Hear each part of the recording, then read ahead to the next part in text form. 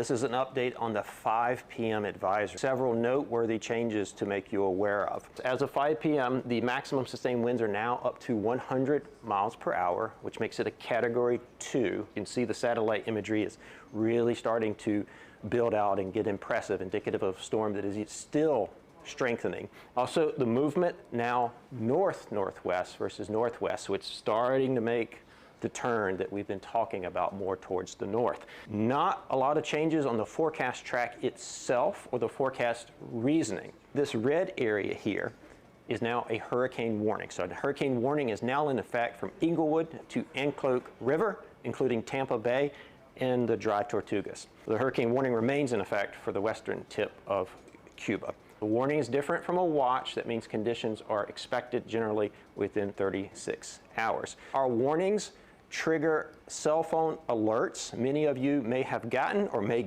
get a message on your cell phone that's in reference to this warning. Portions of the storm surge watch area have also been upgraded to a storm surge warning. So this area here that is in brighter pink, which is the Anclote River southward to Flamingo, including Tampa Bay, are now under a storm surge warning. This warning also triggers your cell phone to go off. So you may have gotten 2 alerts, that is to denote the hurricane warning and the storm surge warning. Just significant storm surge event is quite possible for portions of the west coast of Florida. Very, very vulnerable to storm surge owing to how shallow the shelf waters are out here in the eastern Gulf of Mexico. The yellow areas are indicative of surge up to 6 feet, so specifically 2 to 4 in the Keys, 3 to 5 over southwest portions of Florida, 4 to 7 for Charlotte Harbor, 5 to 8 in and around Inglewood,